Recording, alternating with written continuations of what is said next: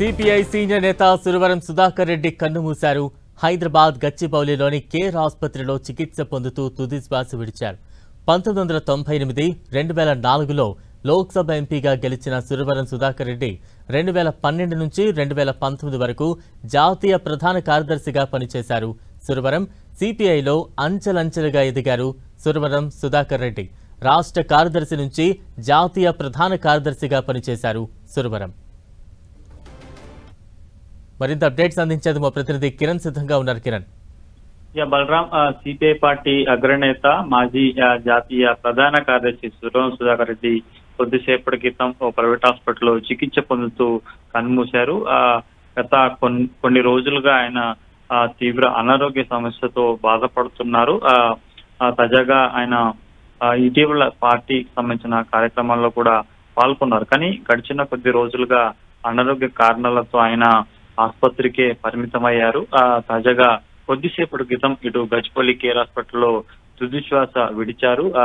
ఈరోజు పార్టీకి సంబంధించిన 4వ మహాసభల కార్యక్రమానికి సంబంధించి కూడా కొంత ఆయన పాల్గొనస్తుండగా అనారోగ్య కారణాలతో ఆయన ఆసుపత్రికే పరిమితం అవుతూ కొద్దిసేపటి క్రితం తుది శ్వాస విడిచినట్టుగా తెలుస్తుంది. 2 పర్యాయాలు లోక్సభ మెంబర్ గా ఎన్నికయ్యారు. అటు స్టాండింగ్ కమిటీకి సంబంధించిన పదవుల్లో కూడా కీలక పాత్ర పోషించారు. ఆయన ఇటు తెలంగాణ సాయుధ పోరాట ఉద్యమంలో కావచ్చు, ఇటు పార్టీ సంబంధించి కూడా చాలా కీలక పాత్ర పోషించినట్టుగా చెప్పుకోవాల్సి ఉంటుంది. ఇక పూర్తిగా అతడి బాల్యము, అదేవిధంగా చదువు, ఆ తర్వాత రాజకీయాలకు సంబంధించి కూడా ఇటు సిపిఐ పార్టీకి సంబంధించి కూడా చాలా క్రియాశీలకంగా తన పాత్ర పోషించినట్టుగా చెప్పుకోవాల్సి ఉంటుంది.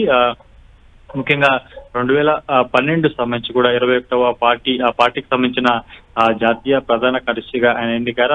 అప్పట్లో అతడు కార్మిక శాఖకు సంబంధించి స్టాండింగ్ కమిటీ చైర్మన్ కూడా పనిచేశారు. ఇక పూర్తి స్థాయిలో అటు తెలుగు రాష్ట్రాలకు సంబంధించి కూడా తెలంగాణ నుంచి కొద్ది సుదీర్ఘ కాలం పాటు జాతీయ ప్రధాన కార్యదర్శిగా పనిచేశారు. ఇటు పూర్తి స్థాయిలో కూడా ఆయన జీవితం అంతా కూడా పార్టీ కోసం అంకిత భావంతో పనిచేస్తున్న నేతగా చెప్పుకోవచ్చు.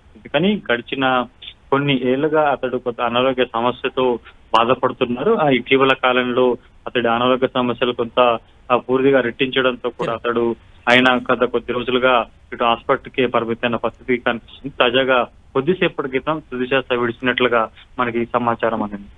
Right, thank you Kiran.